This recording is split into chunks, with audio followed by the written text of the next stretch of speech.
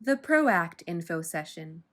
DANK members Garnet Henderson and Rebecca Margulick in conversation with Griff Brown and Philip Golub. I use she, her pronouns.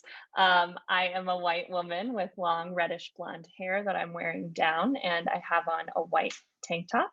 Behind me is the DANK logo, which says Dance Artists National Collective in white text on a blue background. And I'm zooming in from Wappinger and Lenape lands in Upper Manhattan. And as you all just heard from Zoom, this meeting is being recorded so that people who can't be present tonight can watch it later. So as we usually do in general meetings, if there's anything you want to say, mainly if there's a question you want to ask that you would prefer to be off the record, not associated with your name, please DM it to me or Rebecca because we have a journalist present tonight as well, who's going to be reporting on the event. And Rebecca is going to share DANK's mission statement. Rebecca here. So Dance Artists National Collective is a united group of dancers advocating for safe, equitable, and sustainable working conditions for dancers in the United States, especially those who are most impacted by systems of oppression. DANK works to empower dancers who are often underpaid, mistreated, manipulated, and misclassified by engaging in research, sharing resources, educating members, organizing for collective action, and championing labor standards. Hence why we're talking about the PROACT tonight. Some of our guiding principles are that dancers are workers. We center on justice, collective action, community shared knowledge, transparency, cultural shift, distributed leadership, and democratic processes. This is Garnet again. So as I already said, we're recording tonight and we have a journalist present to report on the event. We encourage everyone who wants to do so to introduce themselves in the chat.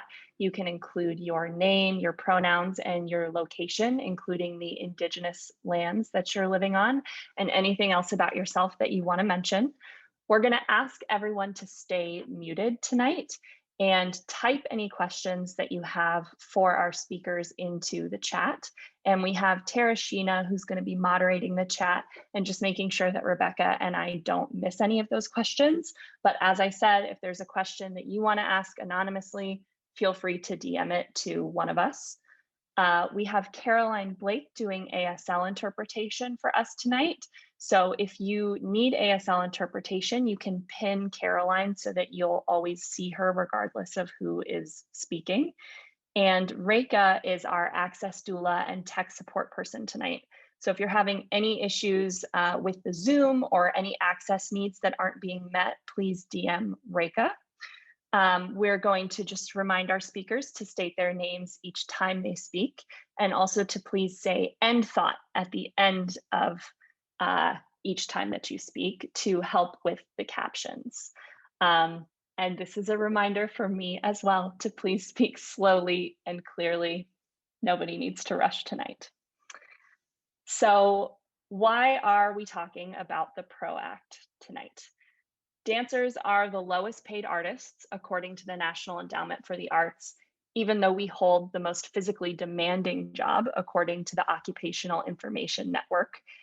However, few of us have ever had access to union membership, and we're usually on our own to negotiate wages and working conditions. So that leaves us often in unfair situations, doing dangerous, low-wage work.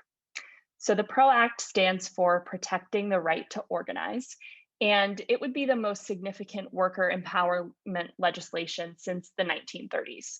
It provides a number of new protections that make it easier for workers to form and join unions, especially freelancers.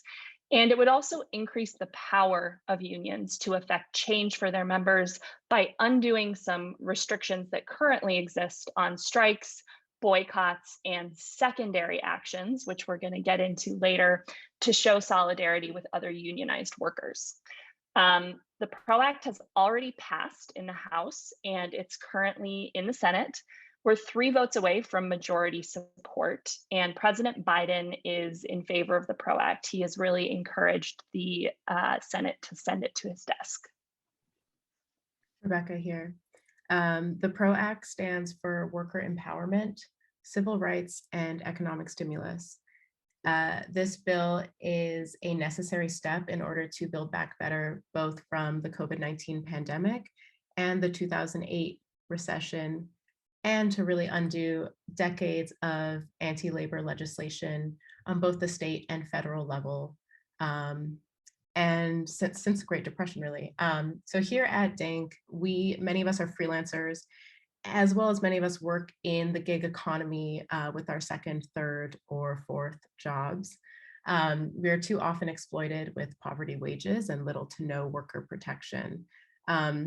The PRO Act would change this landscape and help shift power into the hands of working people, including working artists, of which we as artists don't really often think of ourselves as workers. In addition, the PRO Act would make immigrant workers fully eligible for payback and other benefits if they're fired or otherwise retaliated against by an employer for organizing in their workplaces, regardless of documentation status. So included in the PRO Act is really important provisions for immigrant workers who are often exploited to an even more extreme level. End thought. This is Garnet speaking. So tonight we're going to have a facilitated conversation with prompts from myself and Rebecca, but we really encourage you again to put any questions that you have into the chat. Some of those we may ask as we go along, and some we might save for the end. End thought. So oh yeah, you get that. So we're just going to now introduce Philip and Griff. We'll just ask each of you to introduce yourselves, and just a reminder to please include the following: name, pronouns, location, and a brief visual description of yourself and anything else you would like to add. Thank you for coming. Philip, let's have you go first. Sure. My name's Philip Golub. I'm a pianist and composer. I use he, him pronouns, and I'm also a member of the Music Workers Alliance, which, as Rebecca and Garnet have, I have an MWA Zoom background as well, which is also blue and has the letters MWA in the top left corner. I probably could have shaved before this, and I'm wearing a low-cut t-shirt. I'm zooming in from Munsey Lenape and Canarsie land, which is also known as Brooklyn, New York. And what have I forgotten? Did I make it through the list? Tell me if I should. Okay, and I'll pass it to Griff. Okay, thanks. Hi, everyone. My name is Griff Braun. I use he, him pronouns. I am a white man with short brown hair that is graying, I'm sorry to say.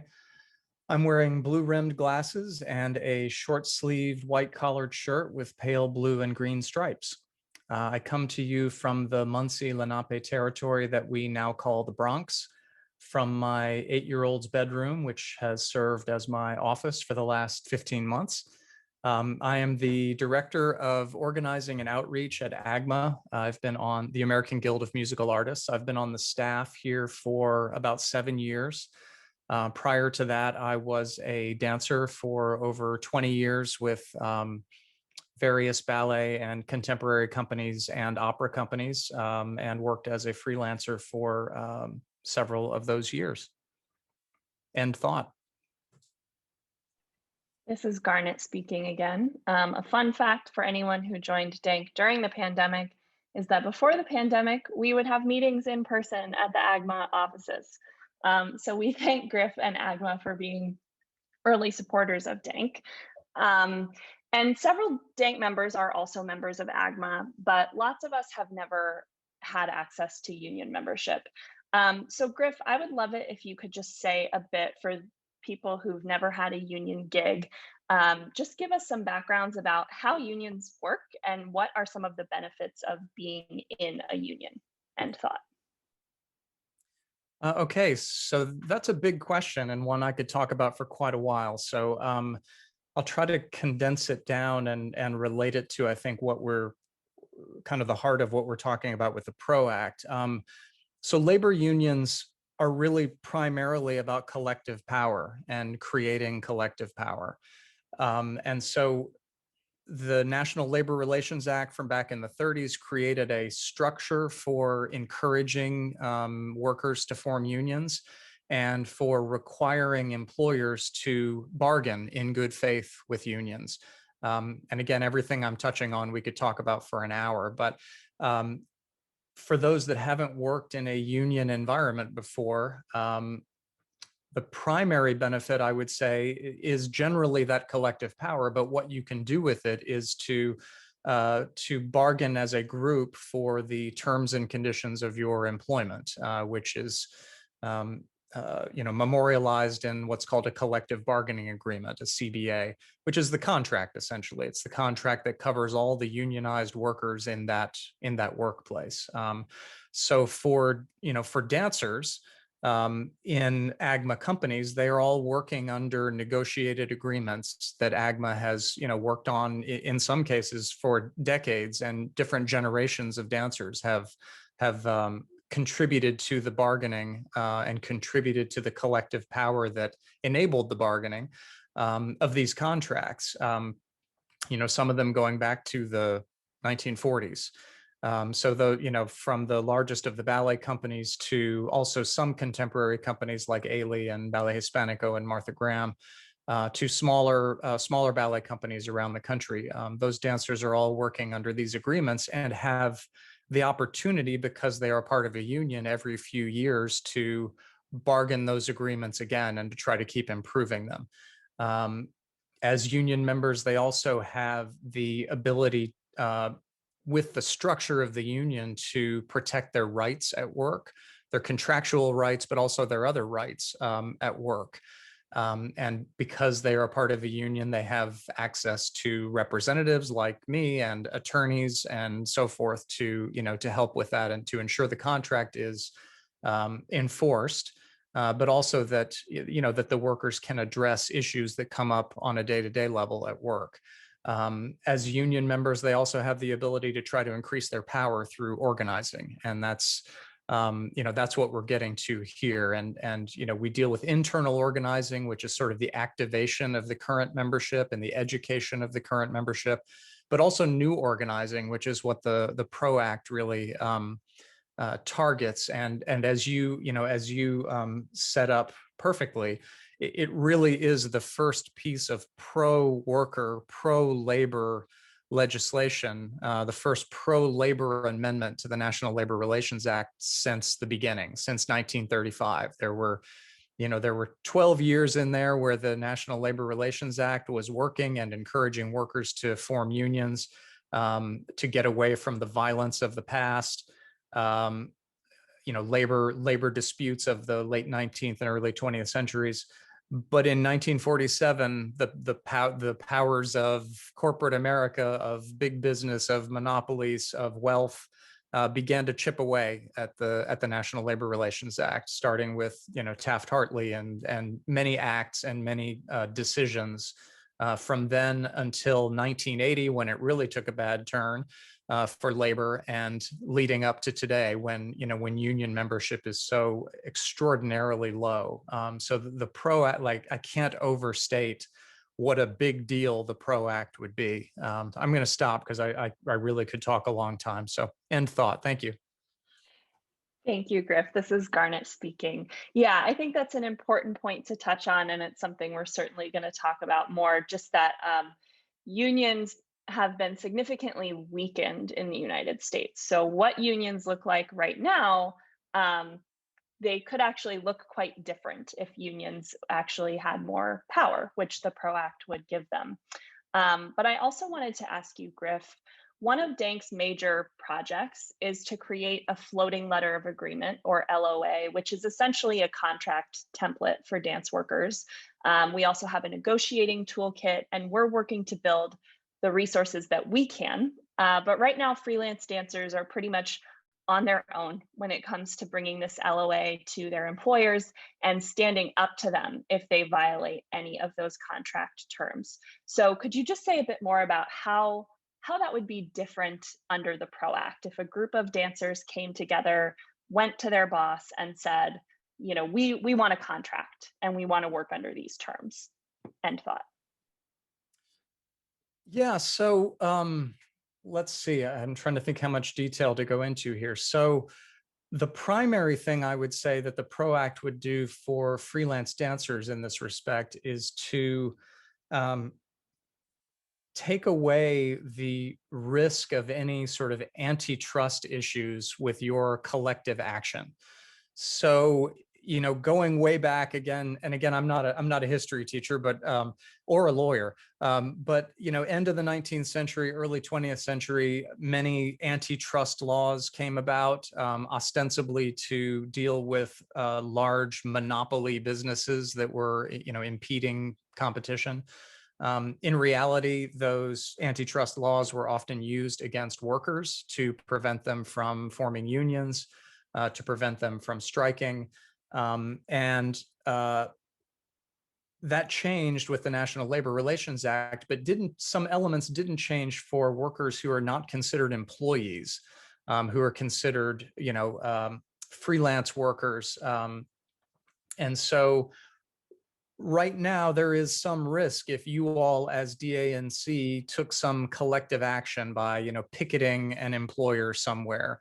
I don't think this would happen in reality, but there is some legal risk of you know, antitrust violation there because you're not employees, you're not considered employees. The PRO Act would change that. So in terms of how your work is viewed, specifically in relation to the National Labor Relations Act and union organizing, you would be considered employees and therefore would have the collective protections of the National Labor Relations Act. You would have the protection of, you would have the ability to engage in what's called protected concerted activity without any risk of any sort of antitrust violations. So that gets you to, okay, what can you do with that? And that's I think that's the tool to apply pressure to, you know, to get a floating agreement signed or to get an employer to agree to hire a group of workers on a union contract. And that could take, you know, many different forms. You know, the ability, I know we're going to get to this, but the ability to, you know, have sort of a secondary strike is another tool that could be used. You know, you could imagine DANC folks out picketing in front of the Guggenheim for a few weeks in advance of a, you know, a gig that a choreographer is doing there. So you're going where the money is rather than after the choreographer, so to speak. So those are the kinds of tools I think the PRO Act would provide. I mean, what it would not provide is an instant solution that would allow you all to unionize and collectively bargain with all your different employers. I mean, that's kind of a different, there's still an obstacle there that I think is based just on the nature of the work, but I think we're going to talk about that in a minute. End thought. Rebecca here, I think you touched on many points that we're about to dig into. So I just want to pass it off to Philip. I guess in follow-up, what are some of the current obstacles to unionizing freelancers, specifically music workers? And also, in light of that, what aspects of the PRO Act are you most excited about as a freelance music worker and arts worker organizer? Yeah, and I just want to, I mean, I couldn't have said it better than Griff on both of the last two answers. So I absolutely second everything that was just said.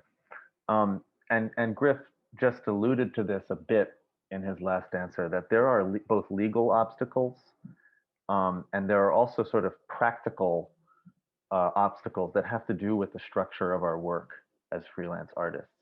And I think it's good for us as arts workers to learn to understand the difference between the two. So we have legal obstacles, the main one being that we currently, when we are classified as independent contractors, we don't have the protections that the National Labor Relations Act gives us. that means that process that is outlined for us to form unions, we don't have a right to that process. And we not only don't have a right to that process, we don't have a right to even engage in any kind of collective activity, whether that's to form an official union and reach an official collective bargaining agreement or not. The NLRA is it protects taking any action in the workplace to improve your lives, or what's called for mutual aid. So we don't have those protections currently, and we can be retaliated against currently for doing that. So there is that. Sorry, something's happening to my Zoom here. But the other thing is something that I think all of us together are going to have to figure out, and we're all in this together here, which is that, you know, we don't have a single job at a single sorry about that, at a single workplace with a single target as our employer. And so we can get into this later, but this is something that the PRO Act will give us tools to address, but not one sort of overriding fix.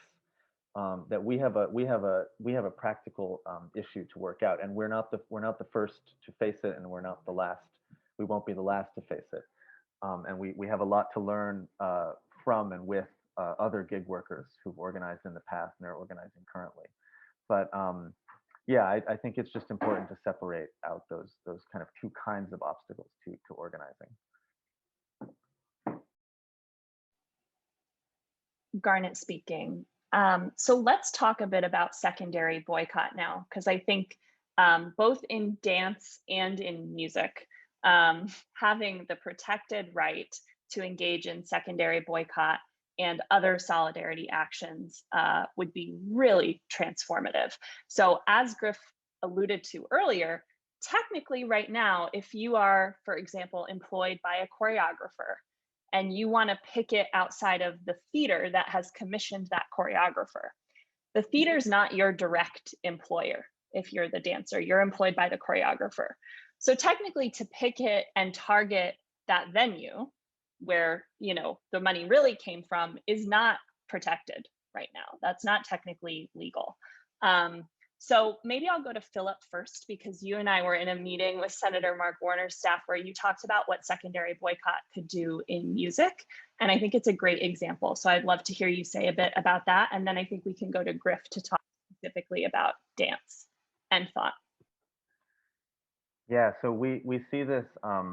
I think it's the same for musicians and dancers, but it gets very extreme with musicians. And I'll give us a scenario.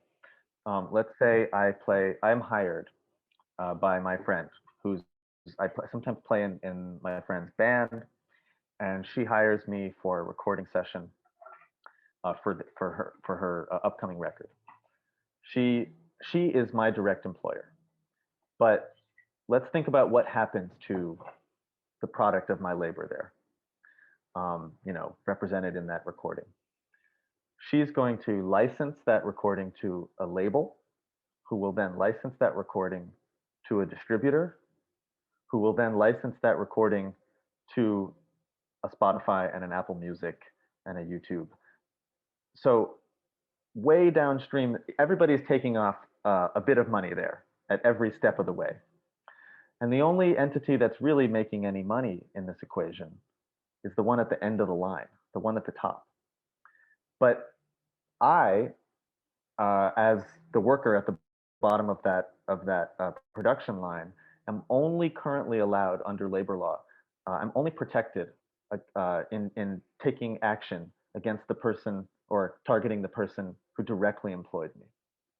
And you know, it's self-evident why this prevents us from actually addressing where the real exploitation is occurring.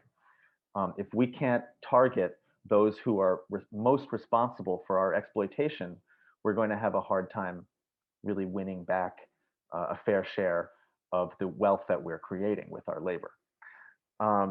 So, you know, I think the example that Garnet just described, where a choreographer and a theater, there's similar structures all throughout arts industries where there's many layers of employment. And what we really need is the right to target whomever is exploiting us. And the PRO Act would give us that right. So that's one example of the importance of secondary boycotts. And I wonder if, Griff, you could also talk about what you know, in the course of a campaign, how there are entities besides your direct employer who may be more strategic to target. You were mentioning that a second ago, that maybe you would want to address that as well. And thought. Yeah, Griff here. Thank you, Philip. I agree with all of that. So just thinking back to, way back when Alex Rodabaugh and I and a few other people were meeting at the beginning of DANC when it was sort of being incubated within AGMA. I think from the very first conversation we had, we were wrestling with the issue of the fact that the direct employer for freelance dancers is often someone who's in a similar plight to the dancers themselves, someone who does not have money. They are underfunded, they are overworked as well. And we had much discussion about the idea of creating upward pressure, on that person, on the funder, on the theater, pushing upward, because everything so consistently pushes downwards. And it may be the same for musicians, but I know for dancers, actually paying dancers is often sort of a kind of a consideration, but not necessarily a bottom line fact that people are factoring in. So I think the PRO Act and the ability of secondary boycott lets us put that pressure higher ourselves, rather than pushing as much directly on who's hiring you. So I mean, the example I gave, and what Philip alluded to as finding more advantageous kind of, I hate to use the word target, but I think you know what I mean, that to direct action and to direct pressure. I think I think a lot of things can go into that. I think the public nature of a particular theater or producer would lend itself to drawing attention to them, that would draw attention from the public. And I just threw out the Guggenheim as just an example. I don't mean to unfairly point at them, but just as an example of a well-known, well-funded institution that I'm sure is hiring people to hire freelance dancers for no money to perform there. And so, some sort of sustained action against that entity would draw a lot more attention, and would draw the public's interest in the issue of the actual workers. So that, and that's just an example. But I know from the beginning of DANC, it's been discussed, how can we use the collective power just of the group? What can we do with that? And there's always been this, concern about the limitations on that. And certainly the PRO Act, employee status, and the ability to engage in secondary strike, secondary boycott would be a big step. But as Philip said, these are all sort of little tools that the PRO Act provides. It does not go so far as to introduce like sectoral bargaining, where you're bargaining for an entire sector and everybody works under that contract. That's a whole other animal. It does refer to it though, and it does require the GAO to issue a report to Congress about sectoral bargaining, which is often kind of a concept used in kind of an industrial sort of professions, so to speak. But I think it's an interesting thing to think about in the arts as well. And thought. I just have one slight addition, if that's all right. This is Philip again, on the secondary boycott thing. Perhaps just another example. Let's suppose you are working at a nonprofit theater, and it's a very exploitative relationship, and you want to do something about it. And you find out that there is a board member at this nonprofit who owns a company that has nothing to do with dance or the arts. We could be in trouble if, under current law, if we worked with the workers at that company to have them pressure that company. But if the PRO Act were passed, we would be able to work, we could picket that other company, we could work with the workers at that other company, and we could work with them to improve both of our situations. That's currently not allowed, and that might be where actually we have greater, it might be a greater pressure point to actually get this board member to actually make this nonprofit theater treat people better, pay people better. You know, it might be a more strategic tactic in that example, which is currently, you know, we could get in serious trouble. So I just wanted to mention that you know, other potential real world example of the utility of secondary boycotts. And thought. Rebecca here, that is a fantastic example because as dance workers, we know that a lot of our work is within the nonprofit complex, right? And a lot of us also work maybe administrative jobs within nonprofits as well. So it's super applicable to our field. Something I want to touch on too is that there is a huge sense, as many of us know, of scarcity mindset in our field and competition.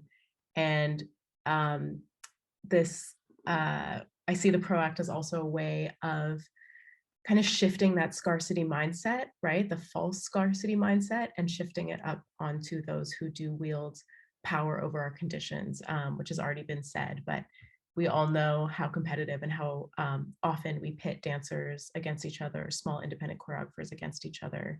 And this is a way to maybe enact greater change. And speaking of change, I'll go to my next question. That was a nice segue. How this can be both Griff and Philip answering if you'd like, but how do you see the PRO Act? How do you see that the PRO Act can help implement anti-racist, anti-sexist, anti-ableist practices and create a real movement towards diversity, equity, and inclusion in our fields? This is something that DANC has been focusing on in our LOA. So just attributing it also within the PRO Act, and how do you see that helping create real change in that direction?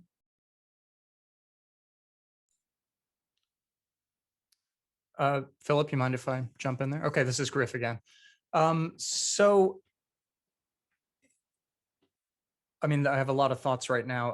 The primary thing is kind of what we got to at the beginning, which is allowing you to kind of wield collective power. So, you know, there's sort of a few steps to getting that LOA recognized, right? And the ability to apply pressure to the employers to recognize and to use it is one. And then once that's established, then you can work to put those kinds of provisions into an agreement. You know, looking at kind of the, you know, the already unionized model at AGMA, you know, the union structure is allowing our members, and now granted, this is through collective bargaining, but it's allowing union members to collectively, you know, hold employers responsible for addressing these issues in the workplaces. I mean, ultimately, it's the workers' responsibility to create a safe work environment, and you know, these issues are issues of safety, among other things. And so, you know, when I say we, I mean the membership of AGMA has been bargaining at our different shops for many months now to incorporate anti-racism, anti-discrimination language into our agreements, so that, you know, many employers sort of vow to do these things, and they put out worker handbooks and things that espouse, you know, the values, mostly the values that I think we would share. But when you get it into the collective bargaining agreement, you have the ability to enforce that. So whether it's, you know, whether it's ensuring there are, you know, there's a labor management, you know, DEI anti-racism committee to, you know, address these things in an ongoing way, to ensure there are reporting mechanisms that incorporate union representation to encourage reporting of issues of racism and discrimination in the workplace, to, you know, affecting how the employers actually hire people, their hiring practices, how they post their jobs, who's making those decisions. All of those things are things that have been bargained for in various, AGMA contracts around the country, most notably and most recently at the Metropolitan Opera. And Antoine can speak to that because he was part of the DEI subcommittee of our negotiating committee at the Met. But I don't have the link, but I will find it. There's a beautiful video that subcommittee put out addressing the changes that they were able to bargain for in the Met contract, which are amazing, and I think will be a model for some of the union contracts.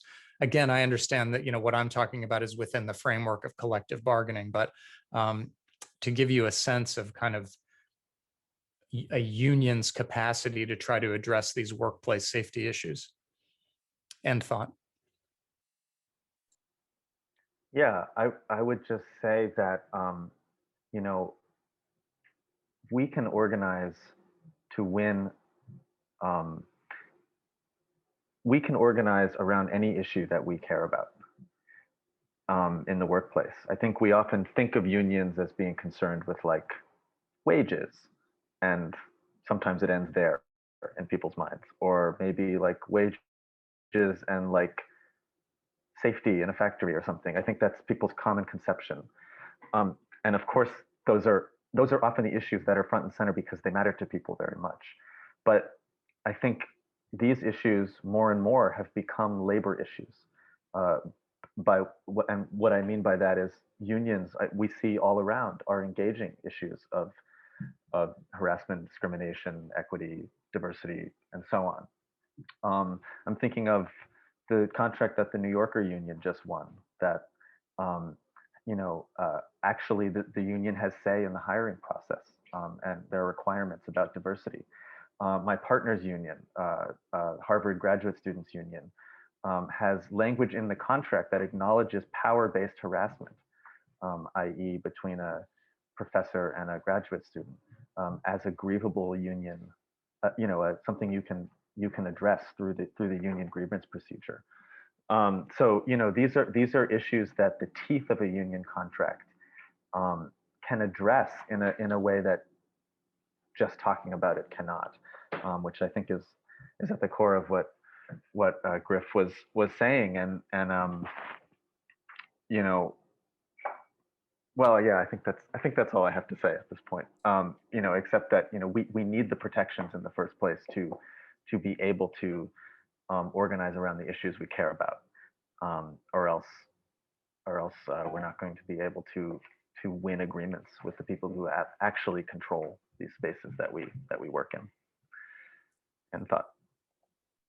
If I could follow up on that, I think it's a great point that Philip makes about organizing issues. And we've done a fair amount of organizing in kind of smaller dance companies in the last few years, and the sort of bread and butter issues of wages and benefits are often not the first thing that dance workers are looking at. Obviously, it's a major problem even with sort of established companies that dancers don't make enough money, but it's very often sort of predictability of work and the workplace, and enforcement, having some sort of enforceable agreement, and now worker safety around both issues of equity and diversity and inclusion and anti-racism, as well as, of course, COVID. So just wanted to kind of point that out, that it really is there are other issues out there, and it's only when you talk to the workers themselves, the dancers themselves, that you find out what their workplace issues are, and it's you never know. Like you might assume one thing and it's something else. Yes, Philip again, and I just remembered I was also going to say that pay is a racial equity issue, and we see this in the I see this time and time again in the music industry, and it's the same. It must be the same for dancers, that more and more every year that goes by, what we see is that to even pursue a career in this field, you need independent wealth, you need access to employment that is less available, to working class people who are disproportionately people of color in our country. So, you know, one of the greatest things we can do to increase diversity in our field is make our field pay better so that working class people actually have a chance to be in this field, doing this, making a living doing this. And you know, yeah, so I think it's also we should be careful not to lose that aspect of the bread and butter issues in our field. That, you know, the work we do here to get ourselves paid fairly is also a racial justice issue. And I'm sorry to jump back in, but Philip, you said almost verbatim what I said at the bargaining table with American Ballet Theater about 6 years ago when we were talking about, you know, first and second year and apprentice dancer salaries, that there's a, you know, that for them to live up to what they espouse in terms of race and equity within the profession, that those, you know, those pay rates need to be addressed, because it automatically selects for a certain class of people that can afford to spend a couple of years in New York City not making enough money to pay their rent.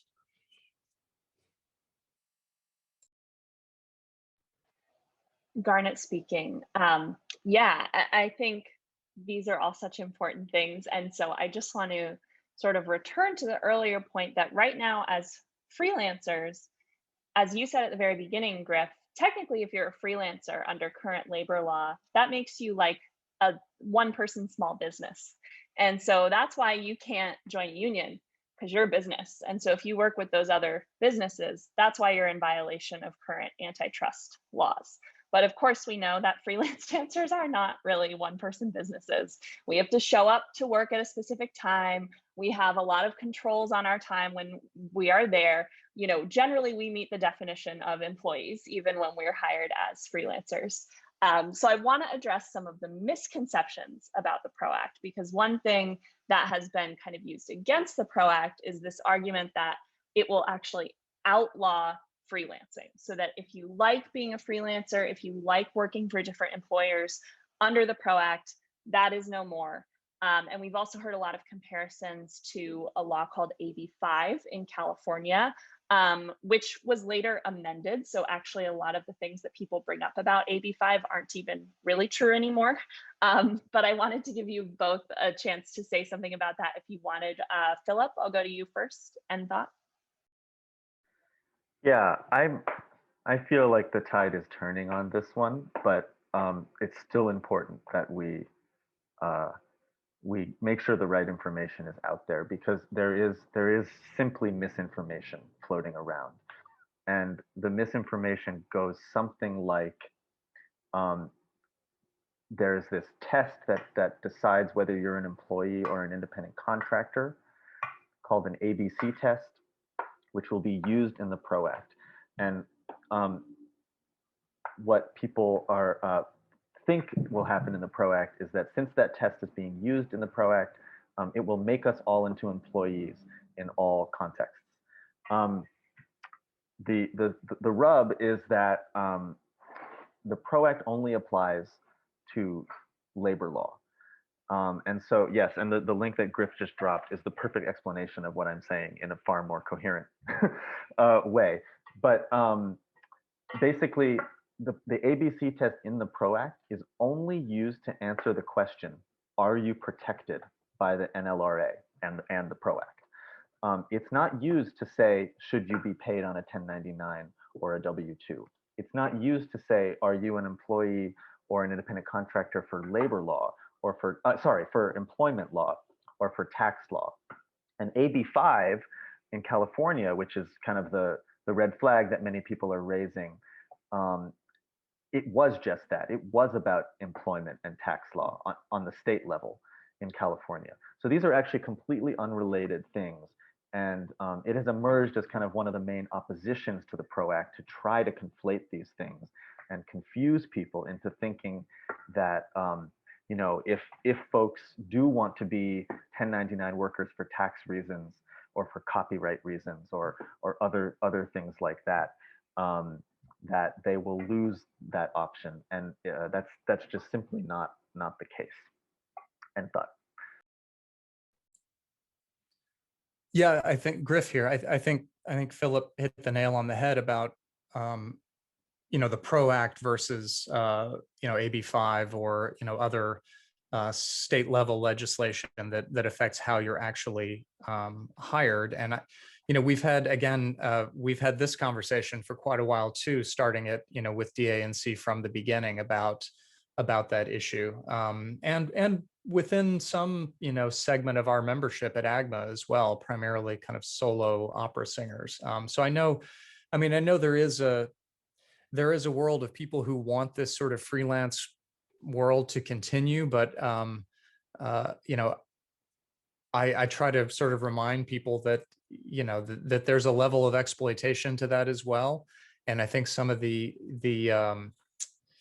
argument against the PRO Act is really coming from kind of business and employers, maybe under the guise of workers, the sort of fake grassroots kind of effort, to for workers that are seeming to fight for this somewhat exploitative model where you're hired but you don't get any of the benefits of being an employee, like workers' comp or unemployment insurance. Or so I'm always a little bit leery of kind of anything where it looks like we're fighting hard to maintain a system that really is kind of harmful. But I realize there's a narrow sort of subset of workers, probably musicians as well, but that do want to keep this, this model of work. And the PRO Act itself, as Philip said perfectly, will not change that part of it. It's only as it relates to your status under the National Labor Relations Act in terms of union organizing.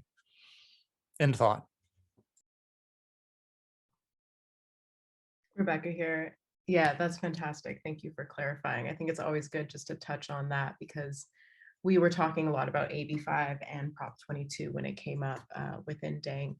And yeah, I think it's just honestly a lot of labor law is just frankly very confusing. So it's good just to lay it out. We have one question from Anne. I believe we mentioned it just briefly earlier, but maybe we could just go a little bit more into it. But is there any mention of allowing sectoral bargaining in the PRO Act? And if so, maybe if we could talk a little bit more about sectoral bargaining and how something like that could work for the dance field or the music field, how that works maybe on a more of a local level versus federal level, if that is also a possibility. We've been throwing that around before as an idea, and I'm just curious also for myself to learn more about that, and if that is a potential pathway from the PRO Act. And thought. So yeah, and forgive me, I'm cheating a little bit with Brandon's summary of the PRO Act from that link that I sent you, which is a great resource. But so the PRO Act only addresses sectoral bargaining in that it requires the GAO, the Government Accountability Office, I believe, to prepare and submit a report to Congress about sectoral bargaining. So, the PRO Act, and I'm stealing a little bit from his summary here, but the PRO Act would greatly increase unions' bargaining power, but it alters very little about the current law around collective bargaining. So, so-called enterprise or firm level bargaining would remain the de facto mode of negotiation. So it doesn't change the fact that to get to collective bargaining, we're still looking at the obstacle of a group of workers with a common interest that all work for one employer.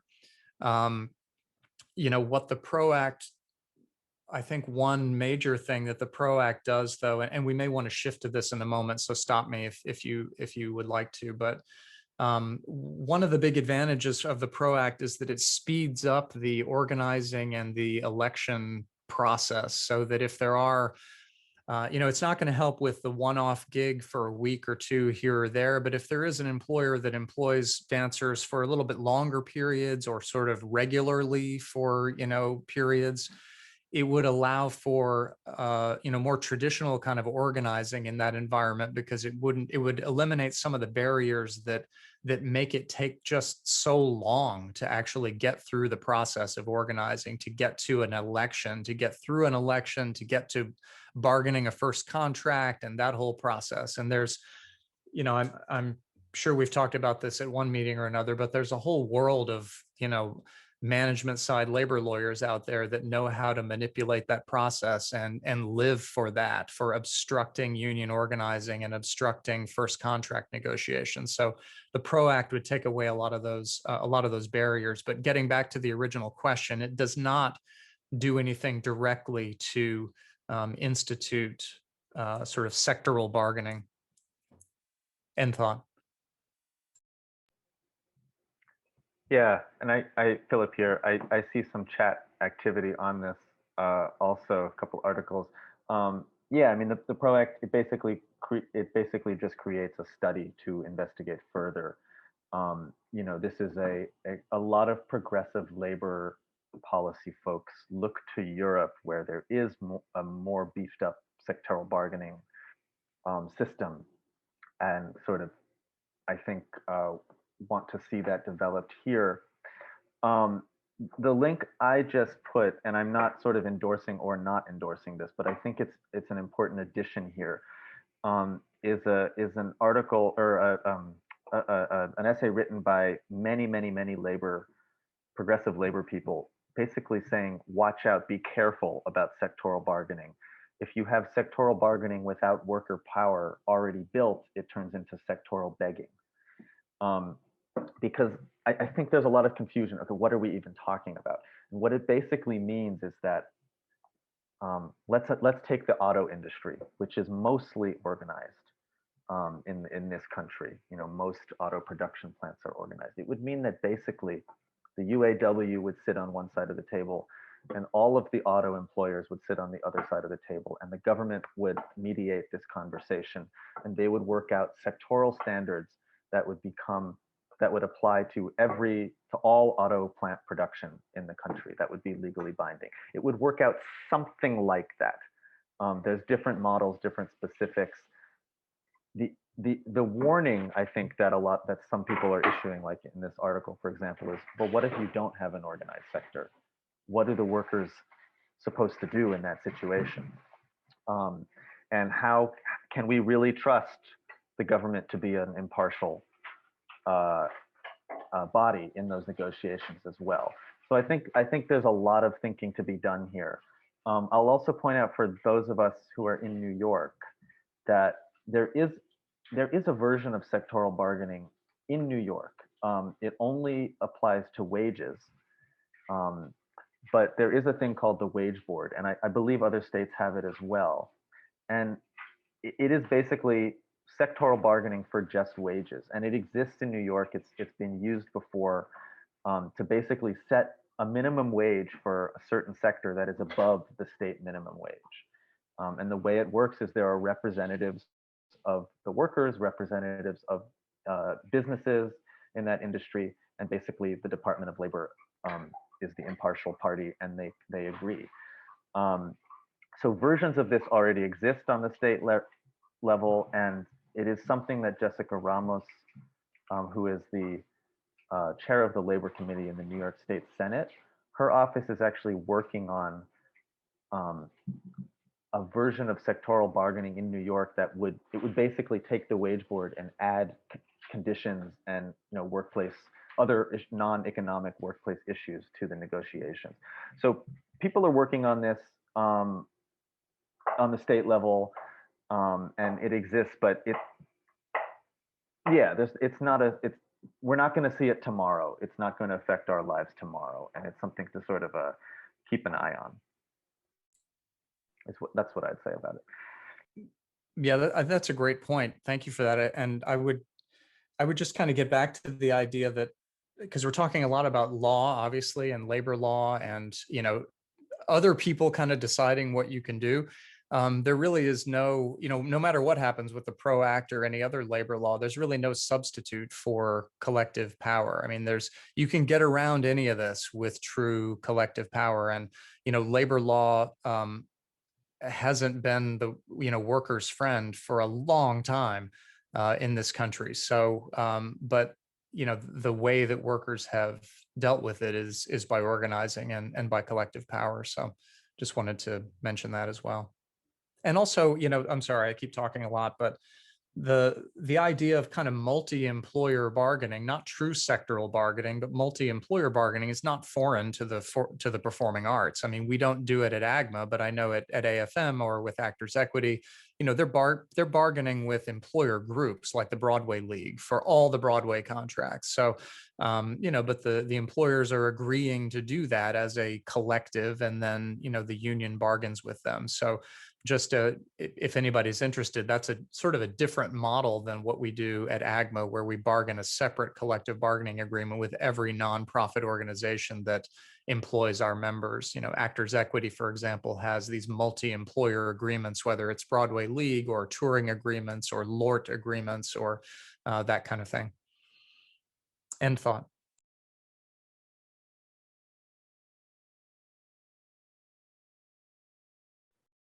This is Rebecca here. We're going to go just a little bit over because I think Anne asked a really great question. And we'll try to answer this shortly because we did say we keep this to an hour and we generally go over, but we're trying to respect people's time. So Anne asked, with dancers that mostly do actually fit the current employment law definition of employee, which many of us do, not as independent contractors, do you think that defining dancers as employees under labor law could help put pressure on employers to correctly classify us as employees for our payment and taxes? This is something that's come up a lot in DANK, talking about dance worker misclassification and how to enforce that when we negotiate our contracts to try and increase how many contracts we get as freelancers that are under W-2 and not 1099. To help us apply for unemployment and other things. So just curious what your thoughts are on that. Maybe Griff, if you want to take this since you're more familiar with the dance field, that'd be great. Sure, and again, this was one of the things talked about from the very first DANC meeting, was that issue. And at least at one point, I know we talked about that as kind of the first hurdle, like the first thing to try to apply pressure on. And the issue, as you all know better than any of us, is that the cost of hiring you as employees versus independent contractors is going to be a barrier for some of the lower end budget projects. And so I know there was a lot of sort of wrestling with that, with that issue. I think, and I'm sorry to sound like a broken record, but I think what the PRO Act does is give you that tool, right? It takes away that threat of antitrust violation and gives you the ability to act collectively. And then what you do with that is sort of what your priorities are. And being hired as employees may be a top priority, for the group. And so the PRO Act would help apply that pressure, but again, it's not an instantaneous fix because it doesn't address those kind of, employment categorization or misclassification issues directly. It only touches on it in relation to labor and organizing. So, but with that power, then maybe that issue can be addressed. And I know even before the PRO Act was being discussed, DANC was talking about that as a top line kind of issue to address, because without that, then a lot of other things are, even more problematic. So, end thought.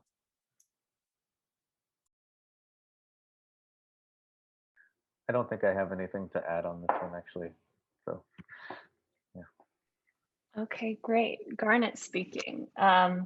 So I'll just wrap it up now. As Rebecca said, it's 9:05, not bad.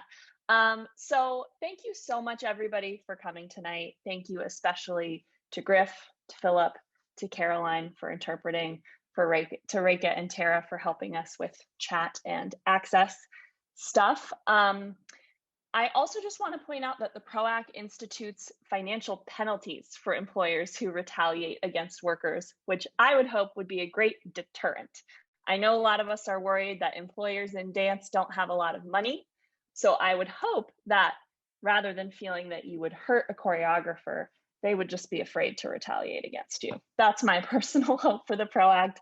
And I also want to point out that supporting the PRO Act is also an important way for us to stand in solidarity with misclassified workers in other industries, especially people who work for companies like Uber, Lyft, DoorDash, who have been essential workers throughout this pandemic and certainly have not been treated as though they are essential.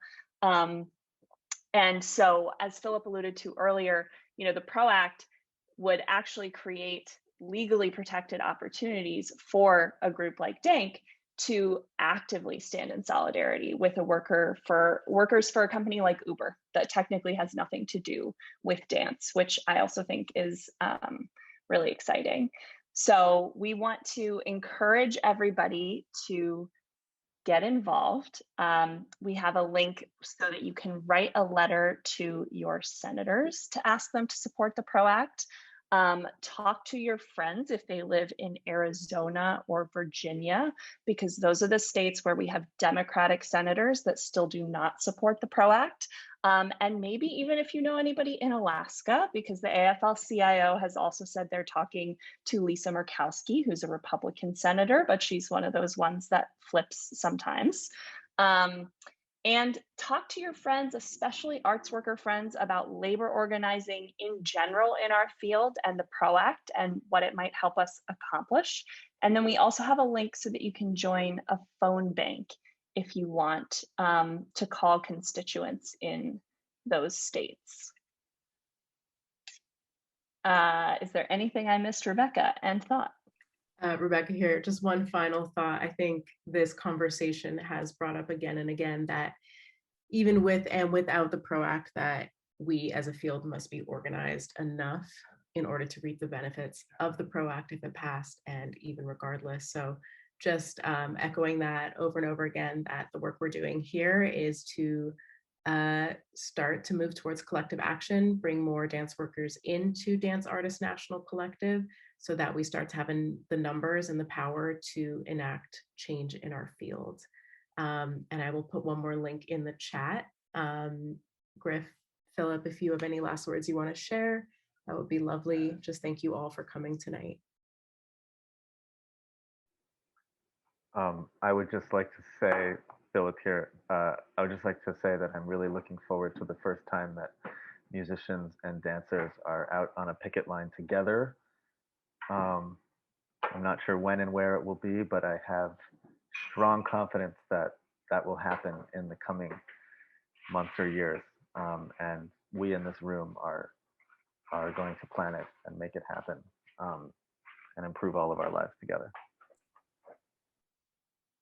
Yeah, Griff here. I just want to thank everybody. And for me personally, it's great to be back with some of you that I met in meetings what seems like a long time ago, probably a couple of years ago. And it's amazing to see where this has gone and how it's grown. And I hope it will continue. I hope the organizing will continue. I know that was what I was sort of encouraging the group to focus on from the beginning, was build those numbers, because it's a large community out there nationally of freelance dancers. And whether the PRO Act gets through or not, the power to make change will come from galvanizing that group and standing with each other. So and by the way, there is a world in which the PRO Act could get passed through reconciliation without killing the filibuster. I wouldn't put too much hope in it, but there is a world, like, this is the best chance I think we'll have in our lives maybe to get something like this through. So